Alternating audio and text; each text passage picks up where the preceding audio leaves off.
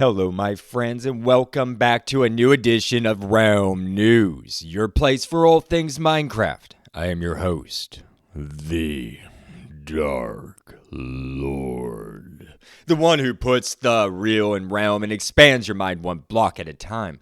Today, we have a repeat guest on the show. NightSteak. You know him as the owner of the largest museum on the oldest Minecraft survival multiplayer server known as minecraft.online.com, which just turned 15 years old a couple days ago as I record this. And I'm recording this not to date the show, but on Saturday, August 23rd. Just to give you reference to when it turned 15. He has also come on and discussed archaeology as well, which can be found as a two-part series at Realm News. I am pleased to welcome him back on the show because today we are discussing Minecraft fungi, mushrooms, and the theories surrounding them. NightSteak also forages his own mushrooms in real life, and we will be discussing the real-world mushroom foraging with him today as well. We have an exciting episode ahead of us, so whenever you are ready, let's start the show.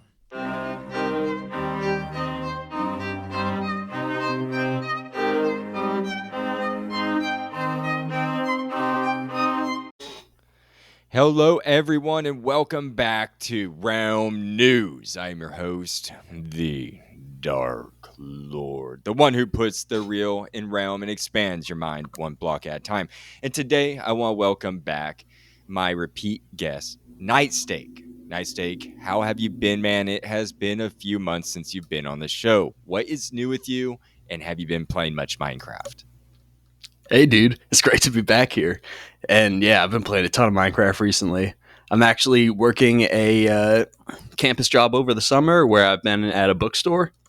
So, as you might imagine, there's not too much people coming in during like the summertime. Like nobody really needs books in the summer. So I've just mostly been able to just bring my laptop and get paid to play Minecraft all day. So that's been pretty sweet. And also, and I believe I've mentioned this a few times before in my previous times on the show, but the server I play on, Minecraft Online, it's the older survival Minecraft server. It recently actually just hit its 15-year anniversary just a couple weeks ago on August 4th. And that was, as you can imagine, a pretty big deal for us. There was a lot of celebration, and there's been a lot of events going on since in celebration of it. So if you haven't checked out MCO before, now's a great time to pop in and just see what's going on. Yeah, there's going to be a lot more events in the coming weeks, so we'd be happy to have you.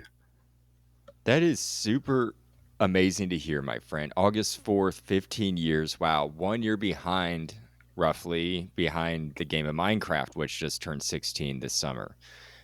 How have you guys been celebrating, if I may ask? Well, there's been a lot of events. At first, there was an award ceremony, and we've been having award ceremonies for the past 6 years, I believe. So I think it started. Actually, I think it started sometime like 2016. And every year, the ceremony they have a few categories like best builder, best redstone engineer, nicest player. But this year is a little different. So there was the best of the year, so best of 2025. But then there was also a special award ceremony, which was the best of the decade and a half. And I'm proud to announce that my organization, the Fredonian Historical Society, won the best organization of the decade and a half. So that was a pretty big deal for us. Hey, congratulations. That is amazing. Thanks, dude. No, Yeah, seriously, we were all like freaking out when it got announced. And yeah, no, it's really been great for us. We were getting a lot more people also as a result. We've had like maybe 10 or 15 new people join in the past like 2 weeks or so. So that's been pretty big for us. Wow. That's really good. I'm happy that it's growing. And I checked out your I can't believe I didn't do that before. Maybe I have and I just couldn't remember, but your webpage that you have for your museum.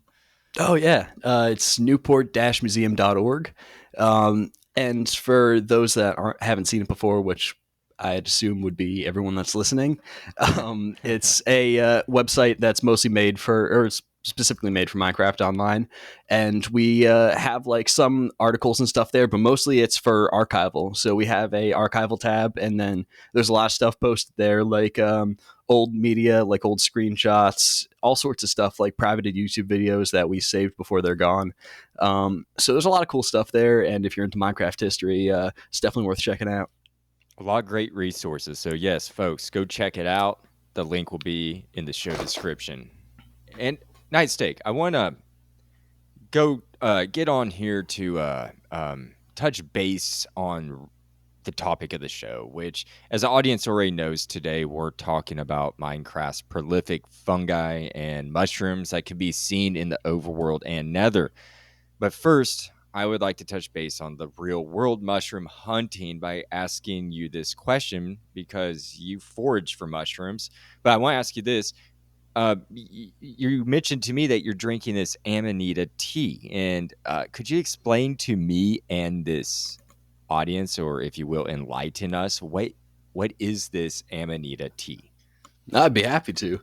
So, Amanita, just first off, Amanita is the red and white mushroom that you see in Minecraft. And you'll see it in a lot of fantasy media. It's sort of become like a staple of it. I think the Smurfs have it as their houses. As Didn't you realize that. mentioned earlier when we were talking before the show, it's in the power up mushroom in Mario. That appears to be an Amanita as well, and I do believe that's intentional. And it's something that's actually had a lot of cultural relevance. It's been used in Europe for years now.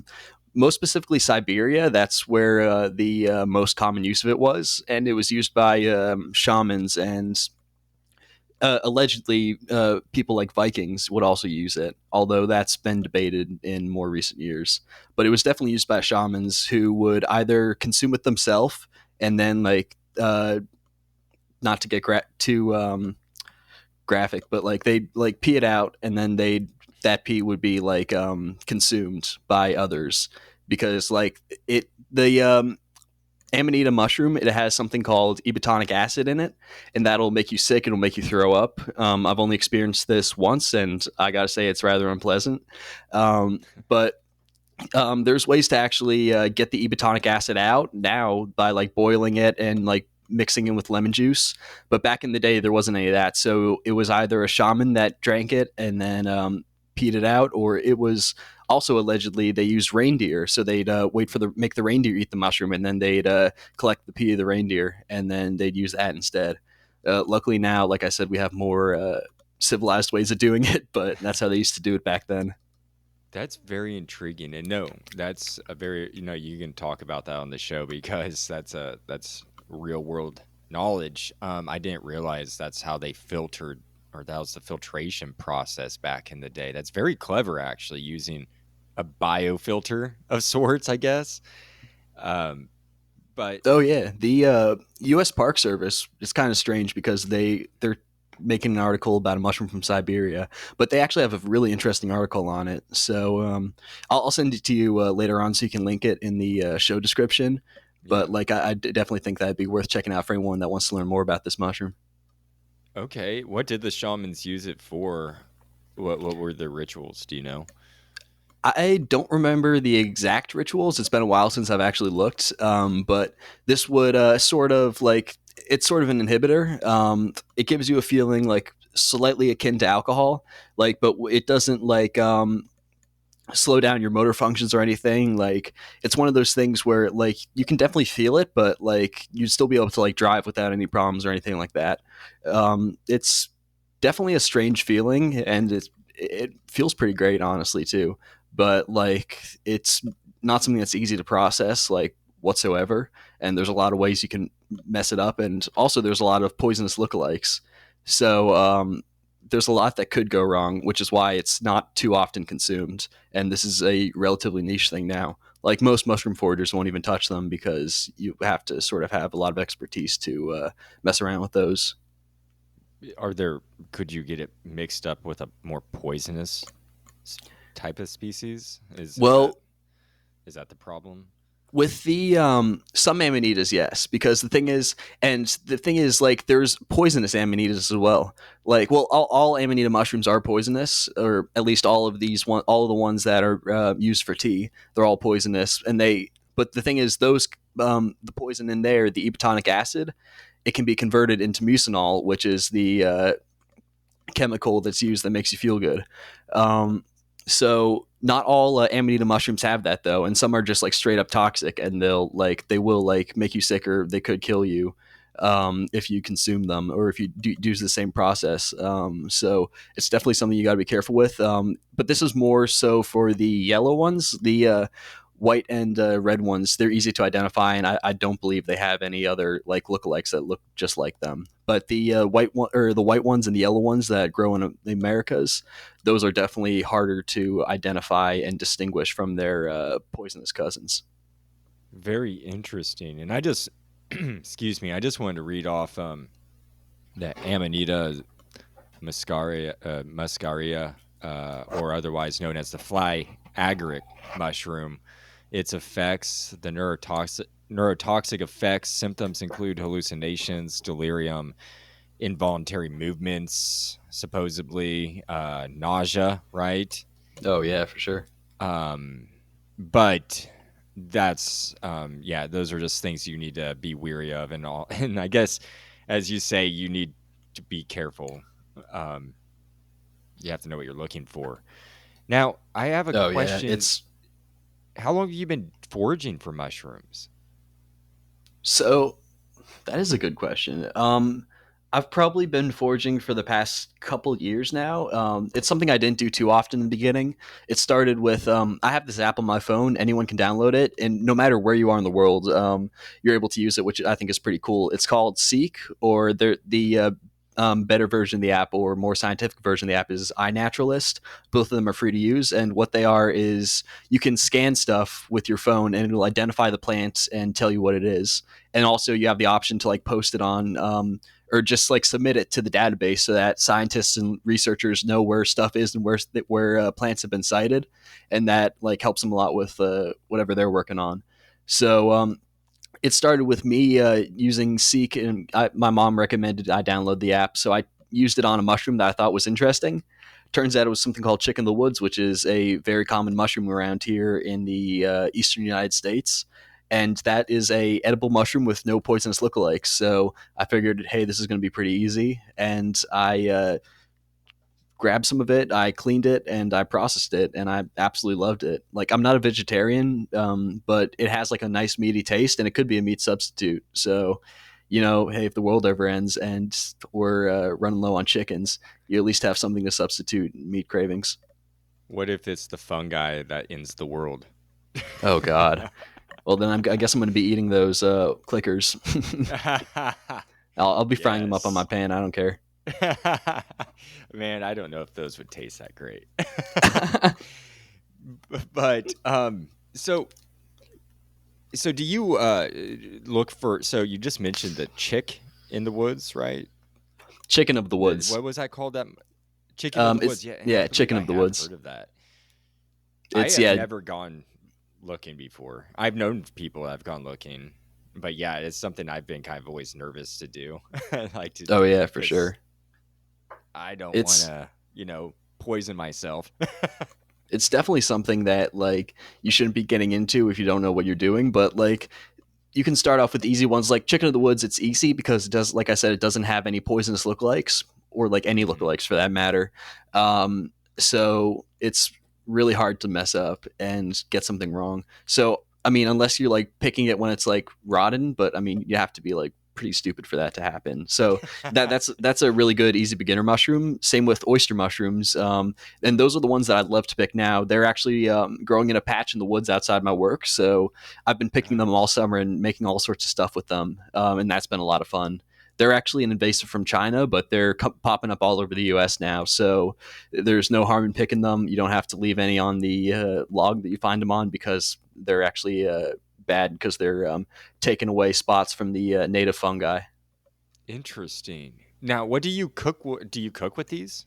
Oh yeah, I have to clean them first because usually there's bugs on them. That's like the worst part about the mushrooms. That like pretty much every one of them has got like bugs crawling on them, and it takes a while to like clean them off. But once you have them cleaned off, you can cook them with other stuff. Like technically, like this stuff is like the both the oysters and the chicken in the woods are supposed to be like meat substitute kind of mushrooms, but I only like them when they're with chicken or beef or something like that. So usually I cook Nice. them along with that, put them in a soup maybe.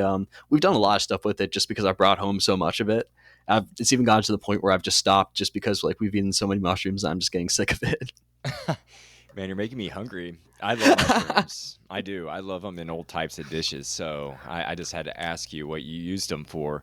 And so, do you like, you're familiar with the brown bun mushroom in the game of Minecraft? Do Oh those yeah. grow in your area? I don't believe they do. I've never seen them before. I mean, I think that's what my mom picks up at the grocery store, but Yeah, like same. I've never seen them like growing. So I don't think that's like something that'd be natural in the eastern United States, or if it is, it's just not something that grows in my area. And I think I may have this jotted down somewhere in this script. And by the way, audience, this may be a two-part show again, just depending on how long we go. I just wanted to say that real quick. But I do think I have that jotted down about like brown bun mushrooms. I can't recall. But I want to ask you this next. In the game of Minecraft, I think everybody's familiar with the suspicious stews. And I wanted to get your opinion. Do you think they do a good job in Minecraft, the suspicious stews, mimicking the symptoms of the flight agaric mushroom, that iconic red and polka dot white one? Is that, do you think they do a good job with that? I'd say what is most accurate would be actually the normal mushroom stew because you're able to like fully cook amanita mushrooms to the or these ones that you can use to make the tea. You're able to fully cook them to the point where they're like they don't have any mucimol in them whatsoever, and you can just like eat them like culinary mushrooms. So with the mushroom stew, I'd imagine it's a pretty thick broth, and Hmm. considering it's like two mushrooms put together, both the bud mushrooms and the amanita, I don't think it would be like inhibiting or have any sort of like psychedelic effects or anything. And also, just as a like disclaimer, like that's a pretty common misconception. Like mucimol and amanita, it feels like something else. It doesn't really feel like psychedelics. It doesn't really feel like alcohol. It's like almost something in between. It's not going to like make you hallucinate or anything like that, but it does sort of feel like very light LSD almost. Like once again, that's not a really good describer, but I mean that's the closest I can think of. It's not going to make you like see Very anything. It's just a interesting. good feeling. But with the mushrooms too, And that's how sorry, what's that? I apologize for interrupting, but is that so? That's what the tea. That's the feeling of the tea it gives you. Oh yeah, it's like a little between Relaxing. that. Yeah, it's pretty calming. And like I said earlier, like it doesn't like I know that you said in the symptoms when you're listing them off that it says like it could cause like jerking of the arms and stuff, like weird motor functions, but that's never happened to me. And I've from my experience honestly, and I've drunken this tea like maybe 10 times, maybe 12 Hmm. times. So I've had like full motor control. Like I'm able to like move. I don't think I've done it, but I'd be able to like drive without any problems. So it's something where you're like still clear headed, but you're still feeling the effects. And I like it for that reason a lot.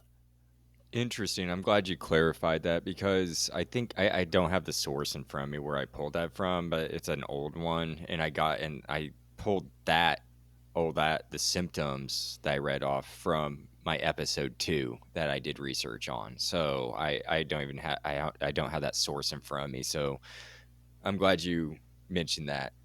So, no, that's good to know about the suspicious stews and that real world connection. So you say it would be a thick broth in the game. Why is that? I guess mushroom stew is kind of a thick broth, huh?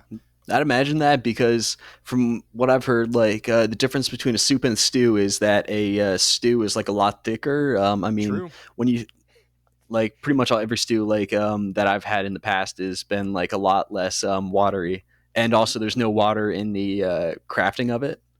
Although I don't know that could just be like a just a gameplay mechanic. But I'd like to imagine it's just like a very thick soup that's like doesn't like affect you or anything. It's just like it's just nutrients, you know.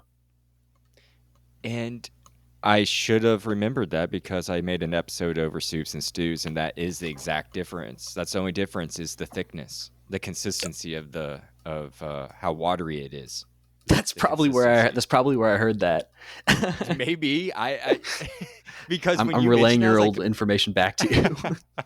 because yeah, when you mentioned that, I was like, hang on a second. I remember I made an episode over that back in November, and last year back in November, because it was like the perfect time of year for soups and stews. So yeah, that's the only difference, folks, is consistency. Whether it's more runny, it's soup, and stew is just thicker, the broth. Anyways, that makes perfect sense, and that paints a little bit of a more of a detailed picture in the mind's eye of what we're ingesting in the game too. So now I want to here move on. Let me see here. I want to get into the Minecraft mushrooms and fungi in Minecraft vanilla with you. I uh I wanted to break down each one of the mushrooms and fungi in the game, like all of them, and get your opinions on them. Um, so let's just and just if there's not much to talk about on each one of these, then we'll just move on to the next. So we'll just kind of go over all these one by one, and I wanted to start with overworld mushrooms. Um, what I have here is there's only red mushrooms and brown mushrooms, and these mushrooms can be found in caves, swamps, and forests, and they can be planted in dark areas to grow and made into mushroom stew, like we just talked about, and other mushroom stew and other food items. So, what are your idea? And these can also grow big, like into giant mushrooms as well. Um, what are your thoughts on that? Like, why can these grow into giant mushrooms? What is the significance of the red mushroom and brown mushroom in the game? Because these were one of the first, these were put into the game. I can't remember. It was like 0.20 something. It was super Yeah, they've early. been here for like a long time now. Um, Yeah. Pretty much Watch was almost since the fascinating. beginning. Yeah. Just talk about them, please, if you Oh will. yeah. So obviously the giant mushrooms aren't too realistic, at least to our modern world, but they could have very well been a real thing in our past because millions of years ago, or maybe even longer than that, Earth was like had a completely different surface, and there was a lot more fungi-based life that was like the dominant species for a while. So it's believed that there were like these towering mushrooms that were like as big as trees, and that like made up the entire surface of like anything that was on land would just be covered with that, and then there'd be fungi like connecting them, or mycelium actually. Um, but that's pretty much like creating these roots, like sort of like how you see with the mushroom islands. Um, I guess it probably would be a lot like that. But eventually, mushrooms they started getting outcompeted by plants and whatnot, and right now they're no longer clearly the dominant species or dominant type of organism. Very fascinating. Now, what do you think of these giant mushrooms then in Minecraft? Is this showing a period of time in the overworld's evolution? Then I is this what are I we do. seeing in the overworld here? Well, we do actually see them. The brown and amanita mushrooms. We do see them in the Nether. We just never see them in their giant forms. So what that shows us is that they have the option. They're able to grow big, but I'd imagine they need a lot of moisture for that, and they're just not able to get that in the Nether, which is why they've stayed small there. But also that brings up the question of where did these mushrooms actually come from? Because they could have come from the overworld, but also what if they came from the Nether? The Nether's, and I'd love to talk more about this later, but the Nether's climate is, and all the biology there, it's entirely fungal based. Um, There's actually quite a few different types. There's only two main types in vanilla Minecraft, but in Minecraft Dungeons, they really go into it, and there's all sorts of variants of mushrooms there. It's actually quite an interesting place. So you have to wonder whether the mushrooms started off in the Nether and then came to the overworld, and now they're slowly changing the overworld. And that could be the case. What are Like, your? and sorry, what's I'm that? sorry. Go ahead. Well, I was going to So ask, what was your personal opinion? I personally, yeah, I do believe that mushrooms came from the Nether, and the reason why they're still giant here is because like we're seeing this Earth, the overworld, in like an early stage compared to our Earth. So it's not like modern day like, and we see a lot of strange features like in Minecraft that we obviously don't see on our Earth, but at the same time, it's supposed to be like sort of based on Earth's terrain, like with the different biomes and whatnot. So, and one thing is that without mushrooms, there wouldn't be any sort of rot or anything like that. If there's no fungi or anything to like decompose stuff. So in Minecraft Legends, actually, we see really tall trees and pretty much everything is big. And there's corpses like big or bones and like fossils and stuff like that lying around everywhere. None of it's decomposing or anything like that. In Minecraft, we'll see fossils occasionally, but they're so rare. It's like I've never even found one, and the number of ones that have been found on my server could be like counted on one hand. So it's not very Really? common occurrence whatsoever. But yeah, in Minecraft Legends, you see them absolutely everywhere. So I have a theory that in Minecraft Legends, that's like a prequel, of course, to Minecraft. It's in a very early stage where the mushroom has just been introduced because I believe that prior to Minecraft Legends, the first Nether portal was opened. And from that, the spores would have come out through the portal and then came out to the overworld. And then here they're able to grow even better than they were in the Nether, and they're able to grow to sizes that would not be possible there just because there wasn't any moisture in the Nether. So I believe that the reason that the other mushrooms in the Nether never came out here is because these two, the Amanita and the button mushroom, were the ones that are able to survive on the overworld's climate. But obviously, it could be the other way around too, where there wasn't anything in the Nether until the spores came in, and then those mushrooms started off there, and everything else evolved from them. But it really could be either way, and I'd like to believe they came from the Nether. Interesting. So, what makes you so? Not to well, actually, I will dive into it. What makes you think that the evolution of the mushroom would have started in the Nether, vice versa, the rich soils of the overworld I and mean, the water and all those biomes?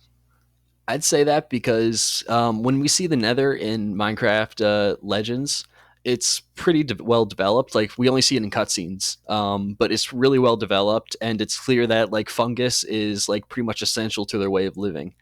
But this is pretty early on though, and when in contrast, when we go over to the overworlds, the actual playable part of Minecraft Legends, there's some mushrooms, but we very rarely see them. And like when we see them, they're large ones. They're not none of the small ones. So I'd assume that like those are mushrooms in their early stages where they've just been introduced to the overworld. And because we don't see any rotting trees, we only see like petrified ones, and we see a lot of petrified stuff and a lot of bones everywhere.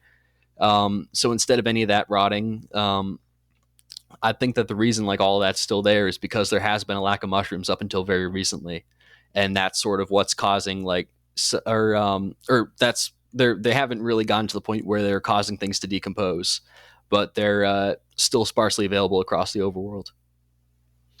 They are on fallen logs as well. Oh yeah, Well, not in Java, I suppose. I don't think you guys have the fallen log. Did they put that in finally? I can't I remember. I honestly don't know. Definitely not in the version I play on, but I think it's one of those things that still has been added, which is just ridiculous. It's like there's so many no brainers that can't take that long to add, but they just haven't added for some reason. I almost So want to say they did this year in one of their, uh, you know, snapshots. I just can't remember. I feel like I reported something on it. I'll have to look, anyways, folks. Moving on here, that's interesting that you think that that your theory is that the this is the fight agric red and white dot mushroom and the bun or brown bun mushroom, right? That we're talking about, derived from the nether, and the spores came through the portal to the overworld, right? That's what Correct. that's your belief. Okay. No, I just wanted to make sure that I got that correct. No, I like that. Let's run with that. And so, is there a reason why Podzol? Um, Let me see here. It thrives on Podzol. Why is that? So that's actually something I haven't really thought about until I saw the like this morning I was looking on the wiki and I saw that it grows on Podzol, and it's not. I guess it's not something I've ever thought about. But the thing is, in real life, it could only grow like under pine trees, the Amanita at least. Because the thing is, it's got something called like a mycorrhizal or mycorrhizal or something like that. It's got a connection to the pine tree where it's sort of like a, symbiotic relationship where it like can only set up its mycelium like right under pine trees. Maybe I don't know if it uses the roots or the pine needles or something like that, but it just won't survive anywhere else. And for that reason, it's like really hard to replant. Like I mean, you can't grow it yourself. You just have to like hope it grows like on the pine trees around you. But Interesting. like it's it's a very strange mushroom for that reason. Like most mushrooms aren't like that, and they all have their like own strange conditions. But requiring specifically pine trees, I always thought that was pretty interesting. But yeah, that's actually the most realistic. Because yeah, in the real world, you wouldn't be seeing those mushrooms be popping up anywhere that doesn't have a pine like directly next to it. That is very intriguing. I would have known that. So I learned something. I'm learning so much today. No, that's no. I like that. Um, let's touch base here on the mushroom fields biome and their mycelium block. I reported on all of that in episode 2 of Realm News, but that's an old episode now, and a lot. I mean, the science, the real parts, will always remain accurate unless scientists discover new, you know, data. Anyways, I just want to get your opinion on these mushroom field biomes. The giant mushrooms obviously grow there. Um, the whole island is covered with this mycelium. I read that it's can be considered the largest organism in Minecraft, not singular, but as a collective, because it's all interconnected. And I think I shared that on my on Realm News' Patreon. And I'm probably jumping out of line here in the script saying that, but yeah, I read somewhere and I shared that it was from a Minecraft.net article that it was the largest living organism. So, what do you think about That's all the moosh or those islands, that's those another thing mushroom I field islands? haven't really thought of because yeah, no, that definitely would be right. Like that would be the largest organism in Minecraft, like without a doubt. And that also brings up the point Yeah, of like whether or not mushrooms are a like hive mind or whether or not they're operating individually. Because it could be that they're just like infected and they're just like living with the infection and like inadvertently like helping the mushroom like spread itself, or it could be that it's actually having its mind controlled and it's like working together with the other mushrooms to just like I don't know, maybe defend the islands. Because like in Minecraft Dungeons, actually, there's a secret level that you can unlock after like unlock finding a bunch of secrets in other levels, and in that it has a, bunch of hostile mushrooms that just like lunge at you, and they're all attacking you. And at the end, there's like a mushroom golem, which is also hostile, which is like the final boss of that. So they definitely can be hostile, and maybe that's what they're there for. And maybe they could just be utilized or by the island they to have defend itself. hostile mushrooms. In dungeons, yeah. I wish we saw it in the overworlds here in vanilla, but unfortunately, right now it's a dungeons exclusive. That is very intriguing to me, and I'm trying to find it right as I speak here. The mushroom, page 16 in the Mo Bestiary. I know that's not canon, or it's not supposed to be, but I read online, and I might have it also in the script. I'm sorry, I'm not all caught up to speed, but it said online. I'm trying to find it in here now, but that they are controlled by this mycelium, like that. Let me see here. Some adventurers have tried introducing but no, they are. It says in here somewhere. I'm not going to look and find it right now as I'm talking, just for show's sake. But it does say that they are connected to that mycelium because it can't be found anywhere else, and that's the only place you can find them. These are super rare islands. I read that it's less like it's an incredibly small percentage that you come across one. It's like a 0.02% or something like that, less than 1% that Oh find yeah. this biome. It's the rarest in Minecraft. Th- And they're also just really hard to find because like you a lot of times they're just in the middle of the ocean, like in the middle of nowhere, so it's something that you really have to be looking for, or like maybe you just find it by accident, but it's not going to come easy to you. There's like no locator maps or anything that you can use. It's just something you got to keep exploring until you reach. no, and that's exactly. And that's why I theorize that explorers of the ancient world, which what you call them testificates, correct? Would they Yeah, have been the testificates, the the ancients? testificates, yeah. Testificates are any villager species, like the witches, the illagers, the villagers. And as I said on a previous episode, I do believe they were responsible for the majority of exploring and setting up of the different structures throughout the world. So, yeah, I would believe that they'd be responsible for any adventures there. And maybe they did come into contact with these islands, or maybe Yeah, even were responsible for them. and I think somebody transmitted the spores from those islands.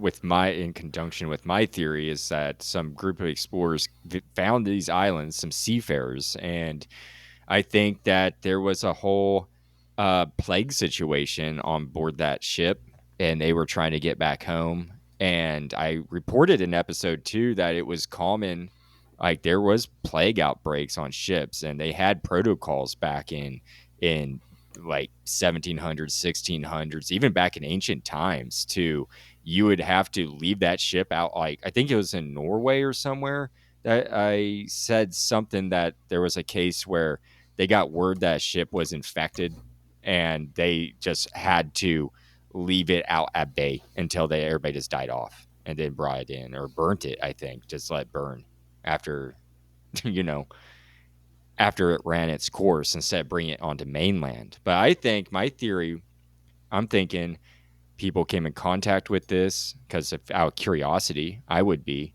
and then made land there and interacted probably with the mushrooms and whatnot. Came back aboard, went back home, and I think it's somewhat I think it's responsible for the zombie apocalypse. That's my whole theory. What are Maybe your that thoughts? maybe it could be responsible for the sunken ships as well. Because if mycelium in Minecraft like works any way like it does in real life, um, a lot of times you see mushrooms growing off wood, and most of the time it's like natural dead wood. But I'd imagine it would also be growing off ship wood if it had enough of a place to grow, and it wouldn't be like getting washed off. Um, Mm-hmm. and I'm sure there'd be plenty of places for spores to land where they could grow safely. And the thing is, like, by the time a mushroom grows, the mycelium is already eaten away at whatever it's in.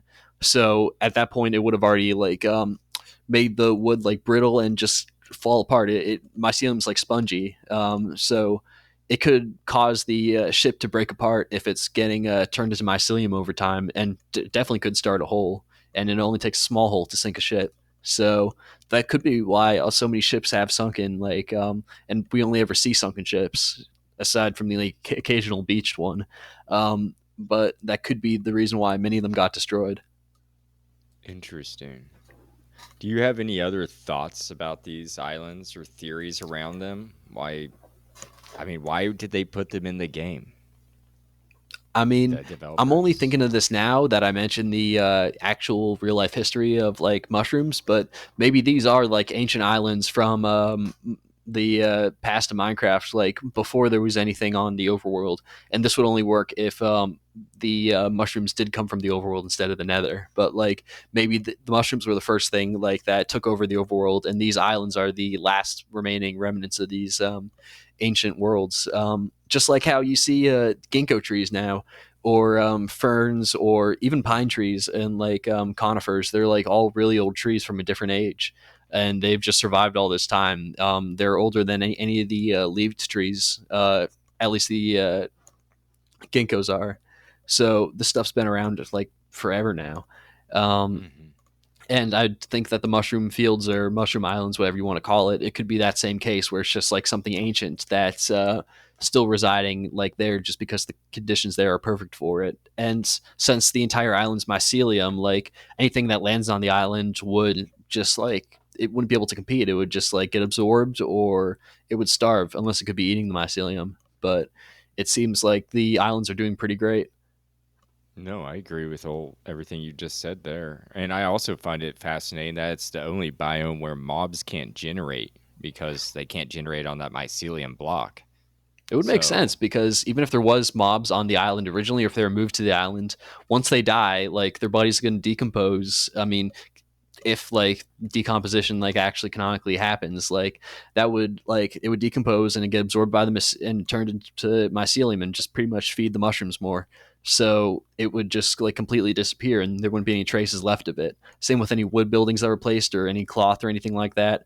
The only thing that would be remaining would be like stone buildings, but we don't see any of that, so we don't know for certain if people were ever here or not. yeah, let me see here. And I did find that quote actually. I did have it further in the script.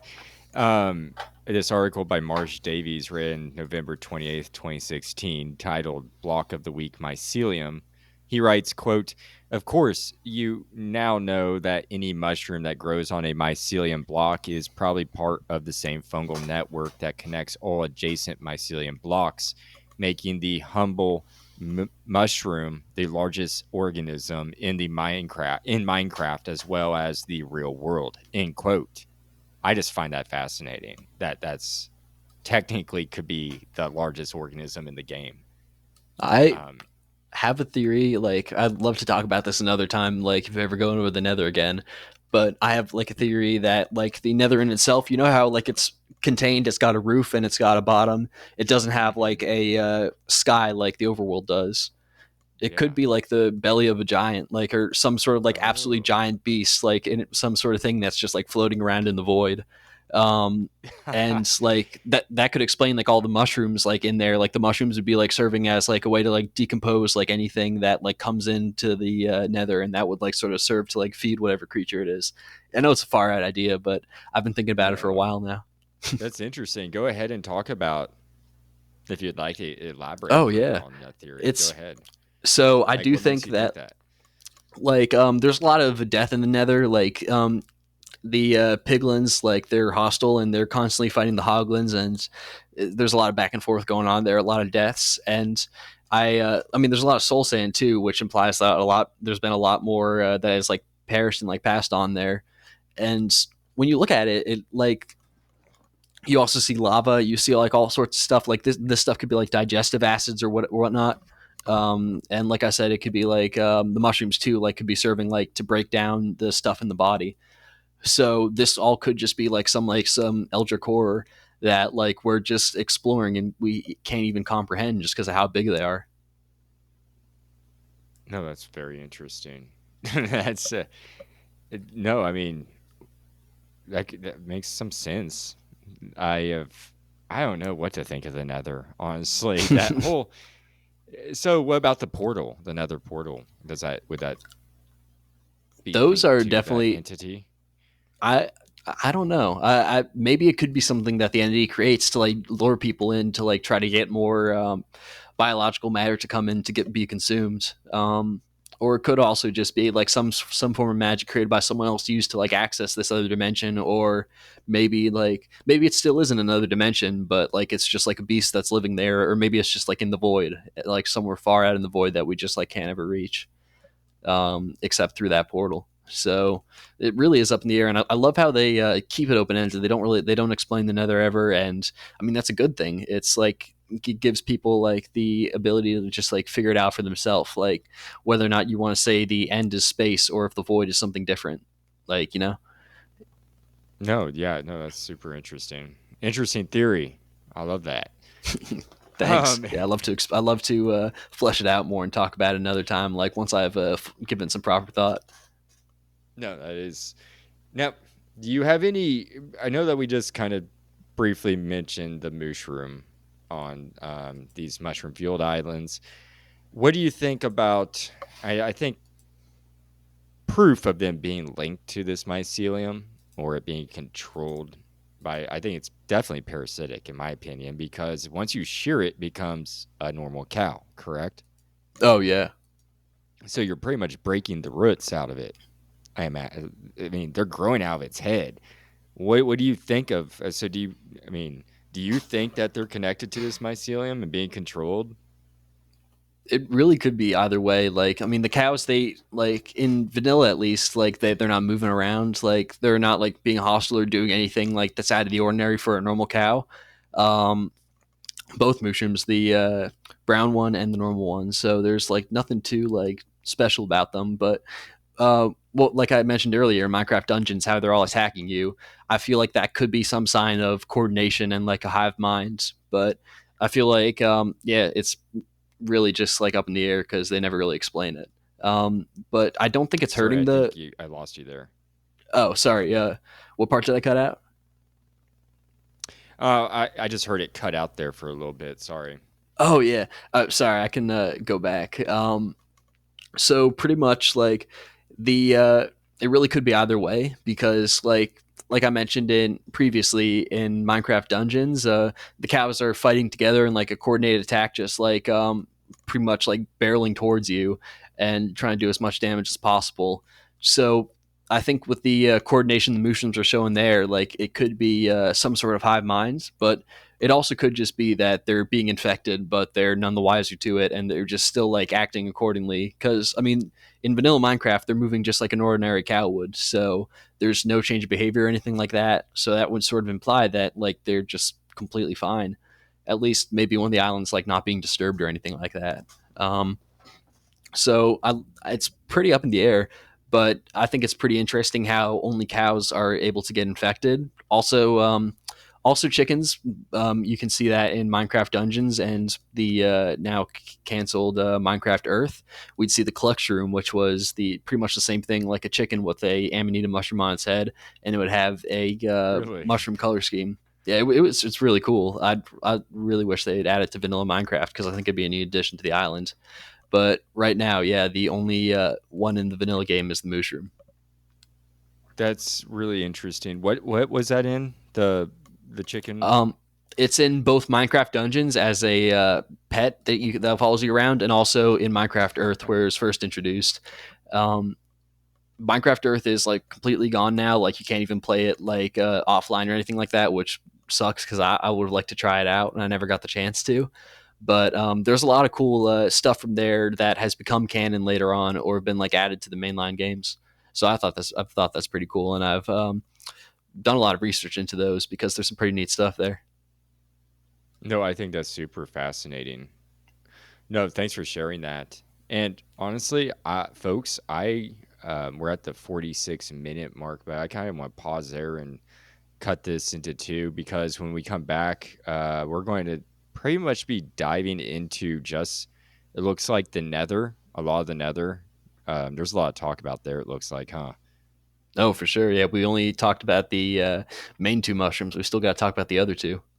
Yeah, I really want to dive into these other two, which are more fungi in nature than mushroom, right? Which are mushroom and fungi are all interconnected, correct? I mean, they're all they're the Yeah, same. I think it's the same thing, just two different words for it. It's Gotcha. like fungi and mold are different, but mushrooms and fungi, I believe, is just like yeah, the same thing. Okay. Well, NightSteak, I would like to just ask you, where can we find you? Well, right now I'm only active on Twitter, so you can find me at Twitter or X whatever .com/, nightstake9. And I you can reach out to me on DMs. I'd be happy to answer any questions or like either about foraging or about Minecraft. Be happy to talk about any of it. And yeah, thank you for having me on, dude. It's really been great. No, it's been great to have you on, my friend. Like you're so knowledgeable, and and when I heard that you knew about mushrooms and that you had all these theories in the game and in real life, you foraged for them, so I was like, got to get back on the show. Perfect. So no, I love the knowledge. I'm learning a lot here. So I look forward to.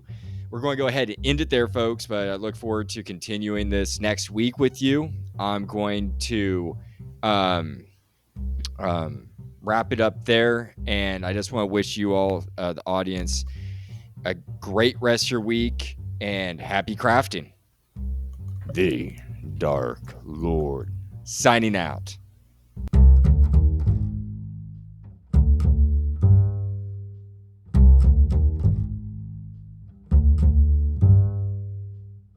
Hey, Realm News fans, it's your host, the Dark Lord, the one who puts the real in realm and expands your mind one block at a time.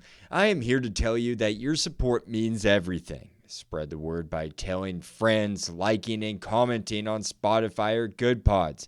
Find me on X, Blue Sky, Reddit, or via email at bio.link/realm news. For more content, join my Patreon at the Copper, Diamond, and VIP tiers for early episodes, bonus content, and newsletters. Find out more at bio.link/realm news. No pressure, though. Just keep listening, liking, and sharing. That's more than enough. Happy crafting, and see you at the next Realm News.